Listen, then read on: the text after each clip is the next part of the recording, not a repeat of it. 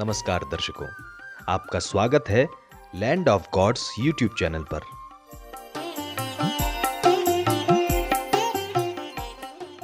धार्मिक स्थलों की यात्रा में आज हम बात करने जा रहे हैं उत्तराखंड के देव स्थलों की। उत्तराखंड, जिसे शिव की भूमि कहा जाता है, पार्वती का मायका कहलाता है। कैलाश मानसरोवर का मार्ग भी यहां से जाता है। धार्मिक स्थलों के लिए प्रसिद्ध इस स्थान में एक जाना माना स्थल है जागेश्वर धाम, जहां भगवान शंकर सर्वप्रथम लिंग के रूप में पूजे गए। चलिए जानते हैं जागेश्वर धाम से जुड़ी जानकारियां।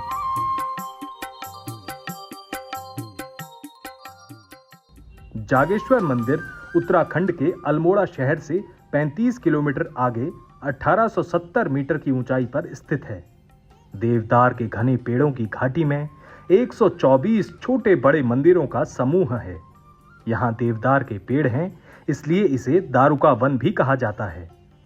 योगियों के योग के कारण इसे योगेश्वर नाम मिला।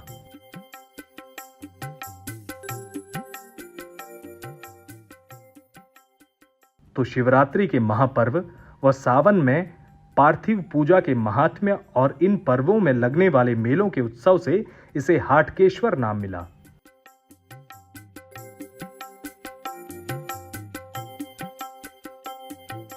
जागेश्वर मंदिर की उत्पत्ति के बारे में कोई एक स्पष्ट मत नहीं है।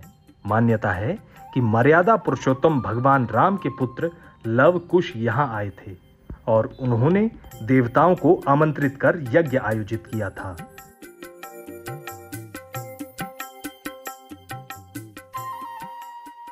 रावण, पांडव और मार्कंडेय ऋषि द्वारा जागेश्वर धाम में शिव पूजन का उल्लेख मिलता है।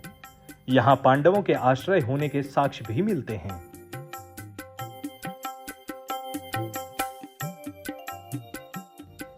जागेश्वर मंदिर समूह अपनी वास्तुकला के लिए काफी विख्यात है। इस मंदिर का निर्माण कत्यूरी शैली में किया गया है। मंदिर के गर्भगृह में भगवान शिव का लिंग विराजमान है और गर्भगृह के द्वार के ऊपर 3 मुख वाले भगवान शिव की मूर्ति बनाई गई है। पुरातत्वविदों के अनुसार मंदिर का निर्माण 7वीं से 14वीं सदी में हुआ था। इस काल को पूर्व कत्यूरी काल या उत्तर कत्यूरी व चंद तीनों कालों में बांटा गया है।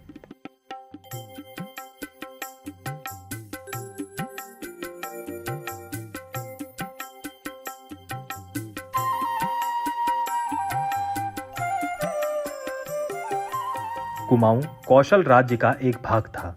माधव सेन नामक सेनवंशी राजा देवों के शासन काल में जागेश्वर आया था। चंद राजाओं की जागेश्वर के प्रति अटल आस्था थी। जनश्रुति के अनुसार बौद्ध काल में भगवान बद्री नारायण की मूर्ति गौरी कुंड और जागेश्वर की देव मूर्तियां ब्रह्म कुंड में कुछ दिनों तक पड़ी रहीं। जगत गुरु आदि शंकराचार्य ने इन मूर्तियों की पुनर्स्थापना की।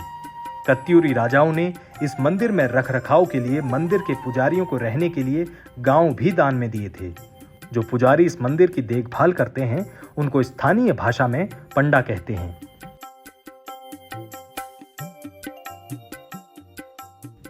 इस मंदिर को गौर से देखने पर पता चलता है कि इसकी बनावट बिल्कुल केदारनाथ के जैसी है। इस मंदिर का निर्माण कत्यूरी शैली में किया गया है। इस मंदिर को देखने से ही पता चलता है कि इसका निर्माण बड़े बड़े पत्थरों को काटकर किया गया है। ये मंदिर अपनी ढलाई, दीवारों, स्तंभों और खंभों पर पाए गए छोटे शिलालेखों के साथ पत्थर के लिंगम, पत्थर की मूर्तियां और वेदियों पर नक्काशियों के लिए भी उल्लेखनीय है।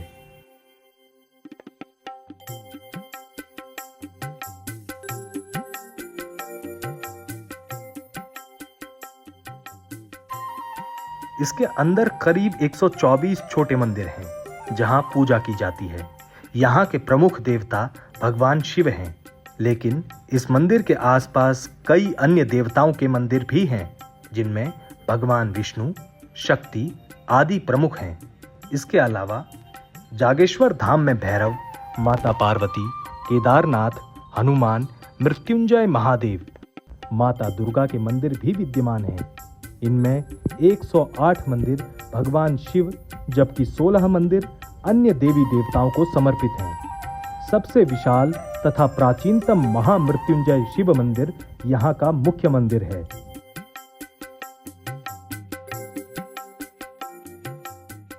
ऐसी मान्यता है कि देवाधिदेव महादेव यहाँ आज भी वृक्ष के रूप में मां पार्वती सहित विराजते हैं। देवदार के घने वृक्षों से घिरी ये घाटी एक मनोहारी तीर्थ स्थल है। मान्यता है कि भगवान शिव पार्वती के युगल रूप के दर्शन यहाँ आने वाले श्रद्धालु मंदिर परिसर में स्थित नीचे से एक और ऊपर से 2 शाखाओं वाले विशाल देवदार के वृक्ष में करते हैं। ये बहुत प्राचीन पेड़ बताया गया है।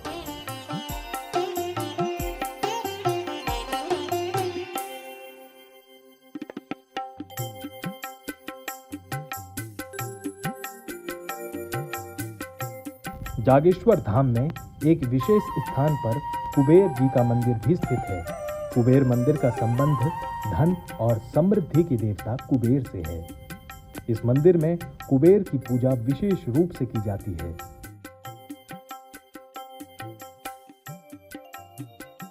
यहाँ आने वाले भक्त अपनी आर्थिक स्थिति में सुधार के लिए और धन की प्राप्ति के लिए पूजा अर्चना करते हैं। इस मंदिर की वास्तुकला और सजावट इसे अन्य मंदिरों से अलग बनाती है और यहाँ का शांत वातावरण भक्तों को गहरी आत्मिक शांति प्रदान करता है।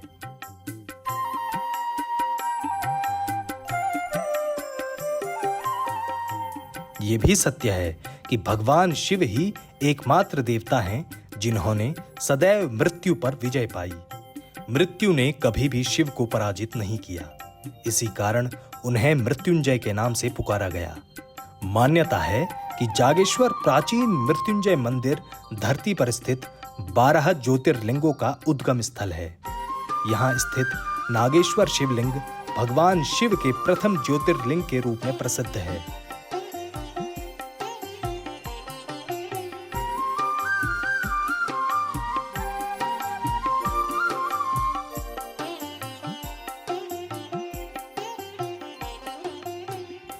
एक पौराणिक कथा के अनुसार दक्ष प्रजापति के यज्ञ में माता सती के आत्मदाह से दुखी भगवान शिव ने यज्ञ की भस्म लपेटकर दारुक वन के घने जंगलों में लंबे समय तक तप किया।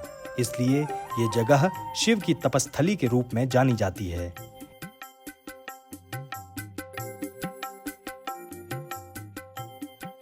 धार्मिक ग्रंथों के अनुसार जागेश्वर धाम मंदिर में भगवान शिव और सप्त ऋषियों ने तपस्या की शुरुआत की थी। ऐसी भी मान्यता है कि ये पहला शिव मंदिर है जहां से लिंग के रूप में देवों के देव महादेव की सबसे पहले पूजा की परंपरा शुरू हुई थी।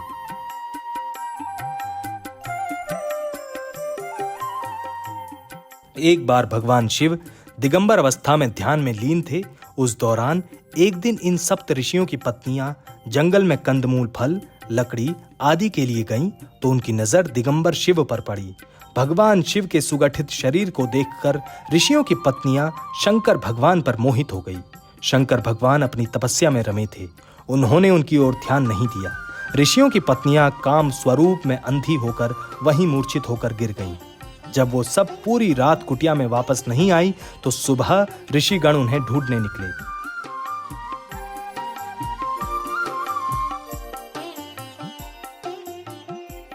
तब सप्त ऋषियों ने देखा कि शिव समाधि में लीन हैं और उनकी पत्नियां मूर्छित पड़ी हैं, तो उन्हें लगा कि भगवान शिव ने उनकी पत्नियों के साथ व्यभिचार किया है और इस आशंका से वो भगवान शंकर को शाप दे बैठे।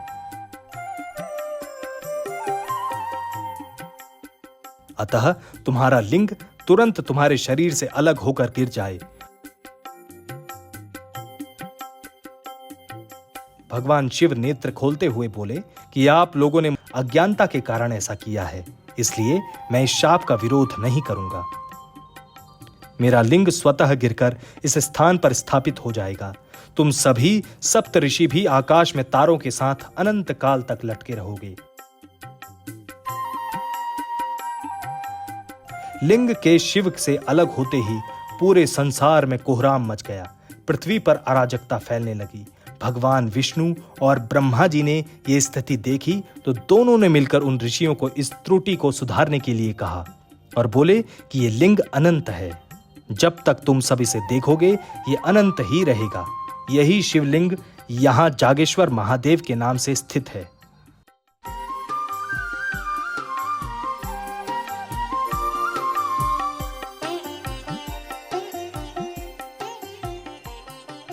जागेश्वर में महामृत्युंजय, बालेश्वर आदि बहुत से मंदिर हैं। भगवान के नंदी महाराज की मूर्ति भी है। ऐसा कहा जाता है कि नंदी महाराज की मूर्ति पर हाथ रखकर सच्चे दिल से मनौती मांगने पर वो मनौती जरूर पूरी होती है।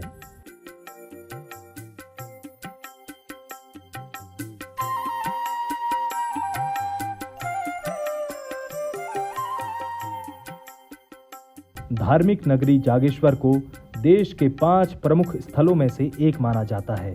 काशी, बैजनाथ, केदारनाथ व जागेश्वर को भी प्रमुख धार्मिक स्थल में गिना जाता है। शिवरात्रि और सावन में यहाँ बड़ी संख्या में श्रद्धालु दर्शन के लिए आते हैं और यहाँ का नजारा देखने लायक होता है।